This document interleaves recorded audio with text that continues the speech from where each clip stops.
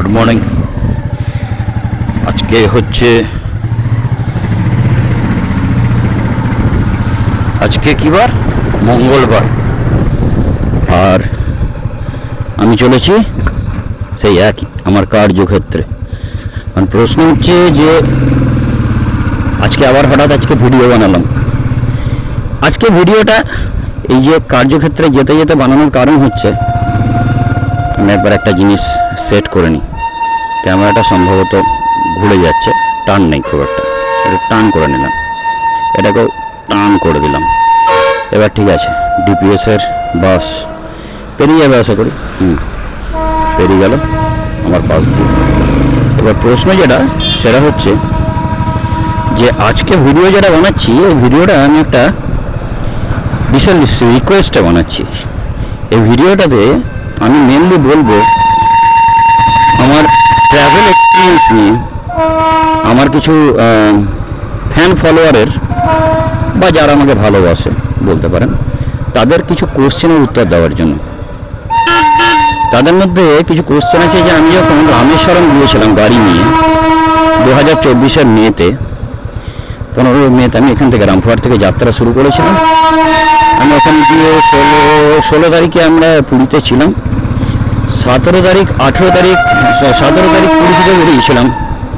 18 তারিখ গাড়ি, 17 তারিখ সারাদিন গাড়ি চালিয়েছিলাম। 18 তারিখ গাড়ি চালিয়েছিলাম। 19 তারিখ সকালবেলায় আমরা পুরীতে রামেশ্বরমে পৌঁছেছিলাম।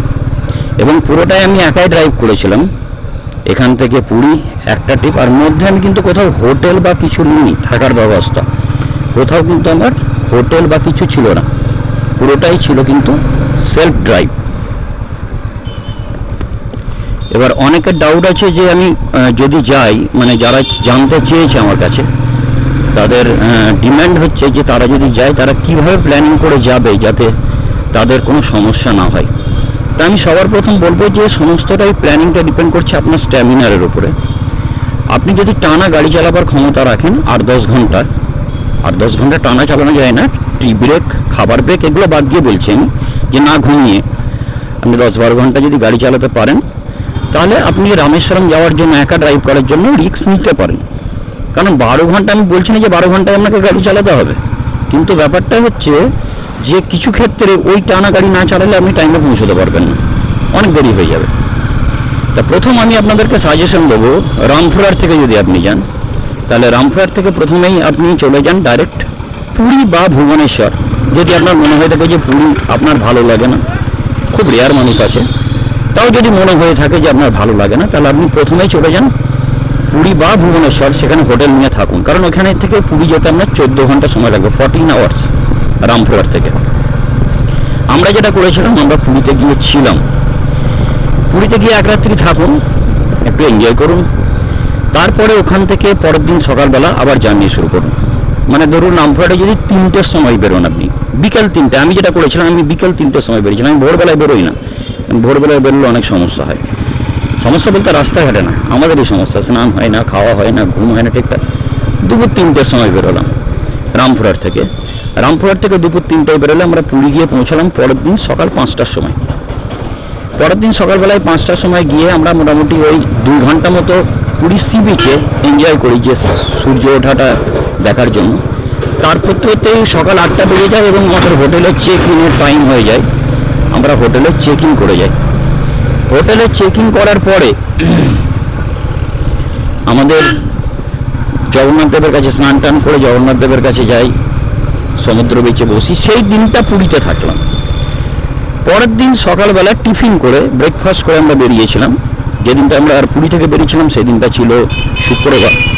আমরা রামপুরহাট থেকে বেরিয়েছিলাম বুধবারে, বৃহস্পতিবারটা পুরোটাই পুরীতে ছিলাম। আমরা শুক্রবার দিনকে পুরী থেকে বেরিয়েছিলাম। পুরী থেকে সকাল 9টা নাগাদ বেরিয়েছিলাম। তারপরে আমরা গাড়ি স্টার্ট করি। আমরা আর বিশেষ কোথাও থামিনি, টিফিন তো করেই বেরিয়েছিলাম। আমরা লাঞ্চের জন্য উড়িষ্যা এবং অন্ধ্রপ্রদেশের বর্ডারে একটা জায়গায় দাঁড়িয়েছিলাম।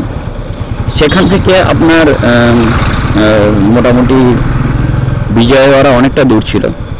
তো যাই হোক, মোটামুটি সন্ধ্যের মধ্যে আমরা সেই দিনই সন্ধ্যের মধ্যে বিজয়ওয়াড়া পৌঁছে গেছিলাম।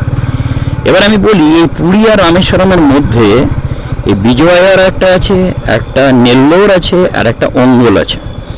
এই 3টে জায়গা মোটামুটি বেশ ভালো, যে জায়গাগুলোতে আপনি নাইট স্টে করতে পারেন। বেশ কিছু মানুষ বলে যে ভাইজ্যাকে নাইট স্টে করব। ভাইজ্যাকে নাইট স্টে করার একটা সমস্যা হচ্ছে, পুরী থেকে ভাইজ্যাক আপনার খুব একটা বেশি সময় লাগবে না, তাতে আপনাকে মোটামুটি সেই দিন হয়তো দুপুরের মধ্যে পৌঁছে যাবেন, বাকি সময়টা নষ্টই হবে বলতে পারেন। হ্যাঁ, এবার ভাইজ্যাকে যদি ঘোরার ইচ্ছা থাকে তাহলে নষ্ট হবে না, কিন্তু আমাদের ভাইজ্যাক ঘোরার কোনো ইচ্ছে ছিল না। সেই সি বিচ যেটা পুরীতে যথেষ্ট এনজয় করে এসেছি আমরা, তার জন্য আর ভাইজ্যাকে আমরা স্টে করিনি। আমরা করেছিলাম কি, আমরা বিজয়ওয়াড়া অবধি বা নেল্লোর অবধি ট্রেনে যেতে পারি। আমরা বিজয়ওয়াড়া অবধি সন্ধ্যার মধ্যে পৌঁছে গেছিলাম। আমার মা বলেছিলেন যে কোনো হোটেল নেওয়ার জন্য, কিন্তু ব্যাপারটা হচ্ছে সেদিনকে আমার হোটেল নেওয়ার প্রয়োজন হয়নি, কারণ বডির মধ্যে যথেষ্ট এনার্জি ছিল, মাইন্ড যথেষ্ট শার্প ছিল সারাদিন গাড়ি চালানোর পরেও।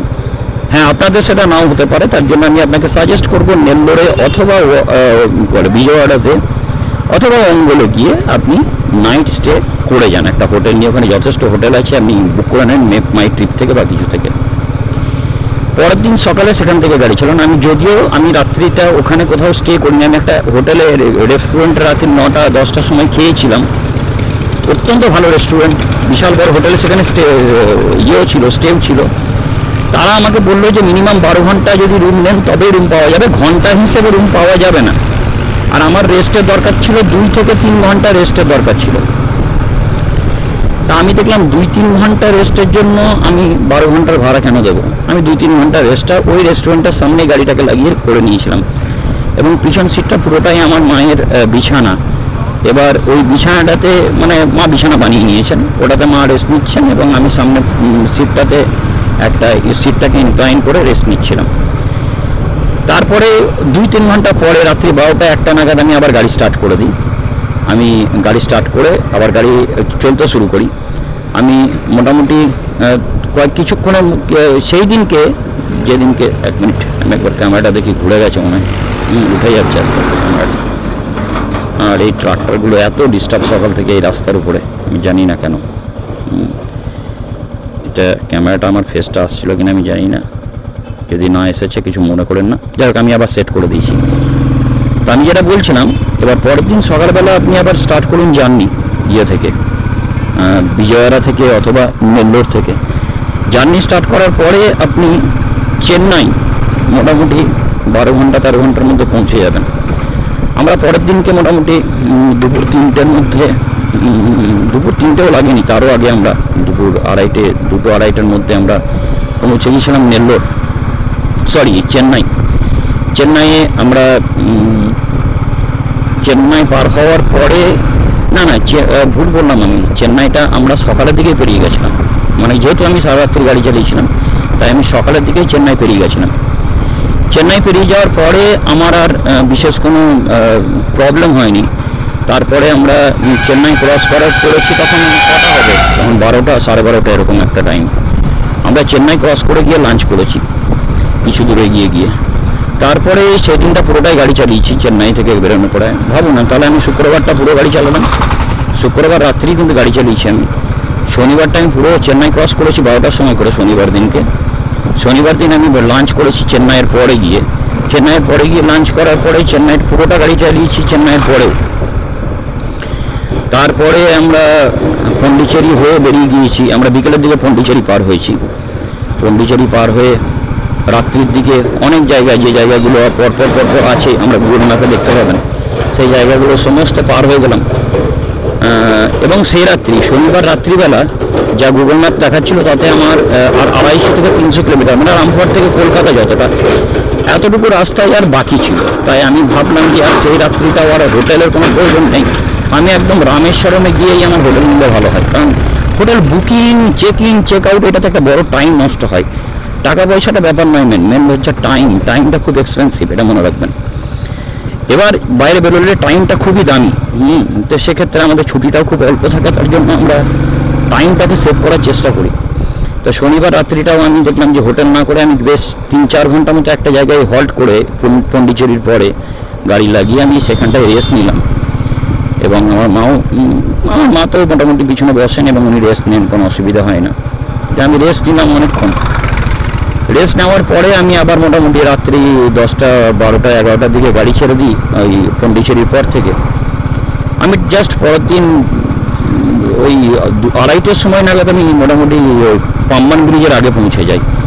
এবার আমি পাম্বান ব্রিজে কিন্তু চাপিনি, কারণ আমাকে ভোরবেলা দিনের আলোতে আমি পাম্বান ব্রিজটা দেখতে চাইছিলাম। তাই জন্য একটা পেট্রোল পাম্পে স্টে করে যাই। জাস্ট ওখান থেকে 12-15 কিলোমিটার দূরে, এরকম একটা দূরে একটা পেট্রোল পাম্প ছিল। সেই পেট্রোল পাম্পে ম্যাপে দেখলাম আমি যে আর 12 কিলোমিটার দূরে পাম্বান ব্রিজ, আমি সেখানে স্টে করে যাই। সেখান থেকে আমি যখন আবার পরের দিন ঠিক 5টা 5:30 বাজে, ওই পেট্রোল পাম্পে যথেষ্ট ওয়াশরুম পরিষ্কার এবং সব কিছু খুব ভালো ছিল।